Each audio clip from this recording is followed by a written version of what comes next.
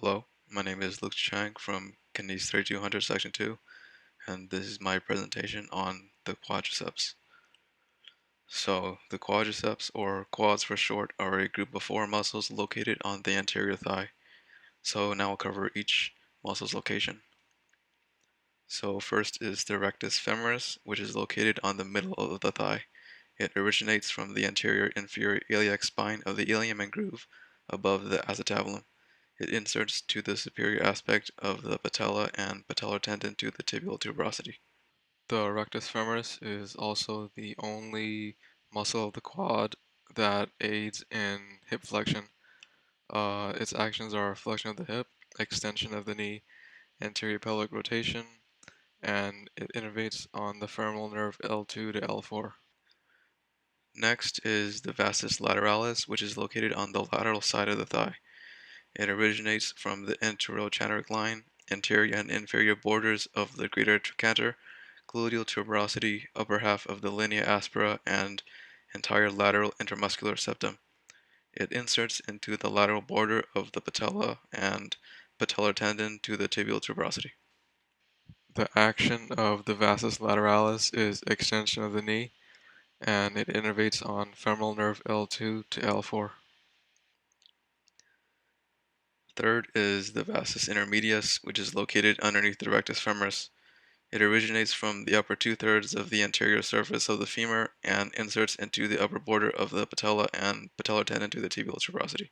The action of the vastus intermedius is the extension of the knee, and it innervates femoral nerve L2 to L4. Last is the vastus medialis, which is located on the medial side of the thigh. It originates from the whole length of the linea aspera and the medial condyloid ridge and inserts into the medial half of the upper border of the patella and patellar tendon to the tibial tuberosity. The action of the vastus medialis is extension of the knee, and it innervates femoral nerve L2 to L4. So the quadriceps are responsible for two movements, which are knee extension and hip flexion.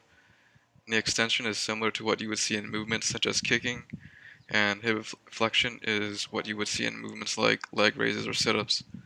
From a concentric contraction, the knees extend, straightening out the leg, and the hip flexes, bringing the knees closer to the body.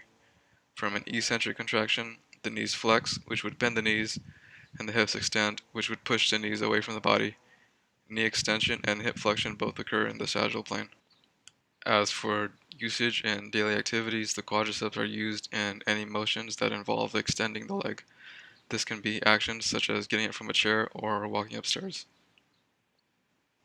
So, one exercise that can be done to strengthen the quadriceps is the squat. To perform a squat, start by standing up straight with your feet at least shoulder width apart. Initiate the eccentric by flexing the ankles, knees, and hips to lower yourself as low as your flexibility allows. The knees will naturally move forward, the hips will move back, and the torso will lean forward. After you reach the bottom position, initiate the concentric by extending the ankles, knees, and hips at the same time. You will reach the top position when you are in a standing position, but the hips and knees should not be locked out. You also want to keep your feet flat on the ground throughout the whole movement. To make the squat more challenging, you can add resistance with a barbell, dumbbell, or bands.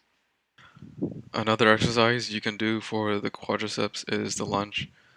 To perform the lunge, have one foot in front of the body and the other behind. Initiate the eccentric by flexing the ankle, knee, and hip of the leg in front and flexing the knee of the back leg to maintain balance. To perform the concentric, extend the knees to contract the quadriceps until you're in a split stance standing position. Lunges can be performed in the same place by stepping forward, then stepping back and alternating between legs, or can be performed in a walking fashion. To make lunges more challenging, you can also grab a barbell or dumbbell to add resistance. And one way to stretch the quadricep is to grab one of your ankles in a standing position and then pull the knee further back. This stretches the quads by flexing the knee joint and extending the hip joint. You can hold this as a static stretch or swing at the hip to make it more dynamic. And here is another stretch you can do. You start by getting into a position similar to a lunge and then lean forward with one leg, pushing the other leg back. This extends the hip further, which allows for a greater stretch on the rectus femoris.